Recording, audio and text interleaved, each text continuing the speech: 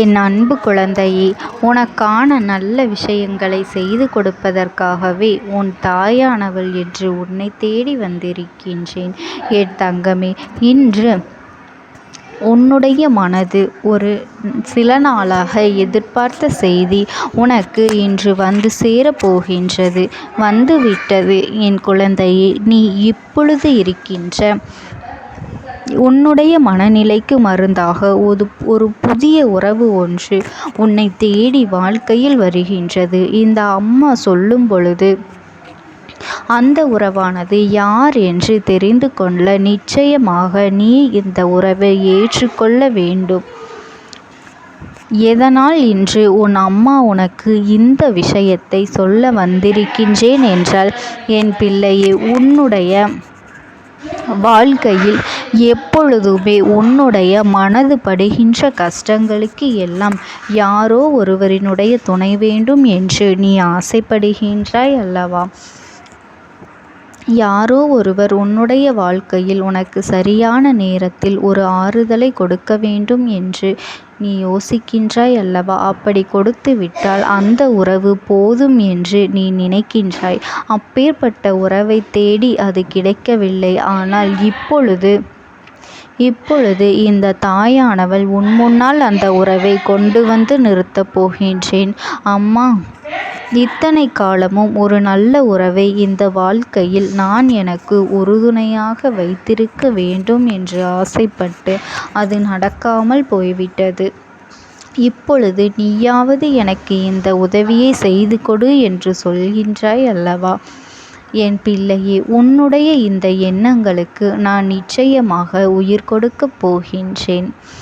உன்னுடைய வாழ்க்கையில் இருக்கின்ற இந்த உறவை நான் நிச்சயமாக உனக்கு அடையாளம் காண்பித்து கொடுக்கின்றேன்.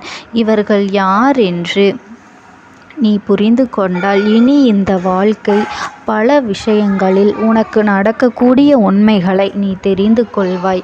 இந்த வாழ்வை நீ எப்படி வாழ வேண்டும் என்கின்ற ஒரு தெளிவை பெற்று விடுவாய். எப்பொழுதுமே கஷ்டங்களோடு நாம் வாழ்ந்து கொண்டிருக்கின்றோமே என்ற உணர்வு உனக்கு நிச்சயமாக இருந்து கொண்டிருக்கின்றது. எப்பொழுதுமே நாம் இப்படியே தான் இருப்போமா என்கின்ற கவலையும் உனக்குள் இருந்து கொண்டு இருக்கின்றது.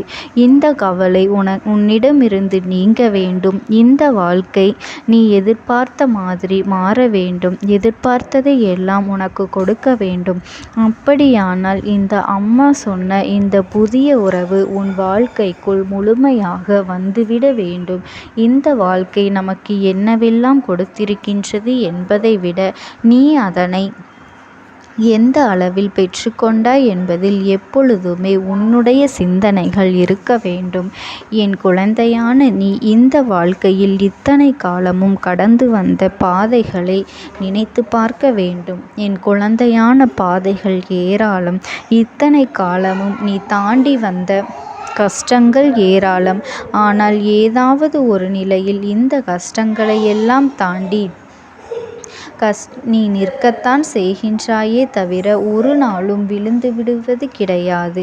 இந்த அம்மா உனக்கு துணையாக நிற்கும் பொழுது அது ஒரு நாளும் நடக்க வாய்ப்பே இல்லை. ஏனென்றால் உனக்கு அப்படி மனதிற்குள் கலக்கம் வந்துவிட்டது என்றால் சட்டென்று என் பிள்ளை தன்னுடைய மனதை இந்த அம்மாவினுடைய பக்கம் செலுத்தி விடுவாய். இந்த தாயானவள் இருக்கும் பொழுது நாம் பயப்படக்கூடாது என்கின்ற எண்ணத்தை உனக்குள் நீ கொண்டு வந்து விடுவாய். இது போதும். இந்த அம்மா சொல்கின்ற அத்தனை விஷயங்களும் உனக்கு தெளிவுபடுத்துவதற்கு. இந்த ஒரு நல்ல செய்தி என் பிள்ளை உன்னை வந்து சேர்கின்ற இந்த நாளில், இந்த நேரத்தில் இந்த அம்மா சொன்னது போல சுற்றி இருந்த அத்தனை கஷ்டங்களும் உன்னை விட்டு விலகிவிடும். கடந்துவிட்டு நிற்கின்ற உனக்கு இந்த உறவு ஒரு மிகப்பெரிய மருந்தாக மாறும். எத்தனை பெரிய வியாதியாக இருந்தாலுமே சரி என் பிள்ளையே, மருந்தால் குணப்படுத்த முடியாதது கூட ஒரு சிலரினுடைய நல்ல வார்த்தைகள் குணப்படுத்திவிடும். இன்று இருக்கின்ற மனிதர்களுக்கு நோய்கள் எப்படி வருகின்றது என்று பார்த்தாயா? உணவு பழக்க வழக்கங்கள் என்பது ஒரு புறம் இருந்தாலும் ஒரு சிலருக்கு மனநிலை சரியில்லை என்றால் உடல்நிலை சரியில்லாமல் போய்விடும். அதாவது அவர்களினுடைய மனதிற்குள் ஏதோ ஒரு கவலை, ஏதோ ஒரு கஷ்டம் என்று எப்பொழுதும் தன்னை இறுக்கமாகவும் அழுத்தமாகவும் ஒருவர் வைத்திருக்கின்றார் என்றால் விரைவாகவே அவர்களுக்கு உடல்நிலை சரியில்லாமல் போய்விடும். அப்படி எப்பொழுது அவர்கள் வாய்விட்டு சிரித்து தன்னுடைய வாழ்க்கையில் இருக்கின்ற துன்பங்களை எல்லாம் மறக்கின்றார்களோ அப்பொழுதுதான் அவர்களின் உடல்நிலையும் சரியாக வரும். இதனை எல்லோருமே புரிந்து கொள்ள வேண்டும். அதனை எப்பொழுதுமே நம்மோடு இருக்கின்ற உறவுகள் நமக்கு ஆறுதலை கொடுத்தால் அதை ஏற்றுக்கொள்ள முடியவில்லை, விட்டு விலகி நின்றால் நீயும் அதனை விட்டு விலகி சென்றுவிடு என்றுதான் உன் அம்மா நான் உனக்கு சொல்கின்றேன். இந்த அம்மா சொல்வது உனக்கு நிச்சயமாக புரியும் அல்லவா என் பிள்ளையே? நம்பிக்கையோடு நாம் ஒவ்வொருவரையும் நம்முடைய வாழ்க்கையில் ஏற்றுக்கொள்கின்றோம். ஆனால் அவர்கள் அந்த நம்பிக்கைக்கு உரியவர்களாக இல்லாமல் நடந்து கொள்ளும் பொழுதுதான் நமக்கு அந்த வேதனைகளை கொடுத்து விடுகின்றது. இதற்கு மேலும் எப்படித்தான் இதையெல்லாம் நாம் கடந்து செல்ல போகின்றோமோ என்று யோசிக்கின்ற என் பிள்ளை, இனி இந்த வாழ்க்கை உனக்கு கொடுக்கின்ற ஒட்டுமொத்த சந்தோஷத்தையும் நிறைவாக பெற்றிட எப்பொழுதுமே நீ தயாராக இருக்க வேண்டும். எந்த நேரத்திலும் உனக்கு இந்த விஷயங்களை நீ மறந்துவிடக் கூடாது. வாழ்க்கையில் துன்பங்கள் இல்லை என்பதனை முதலில் நீ புரிந்து கொண்டால் போதும்.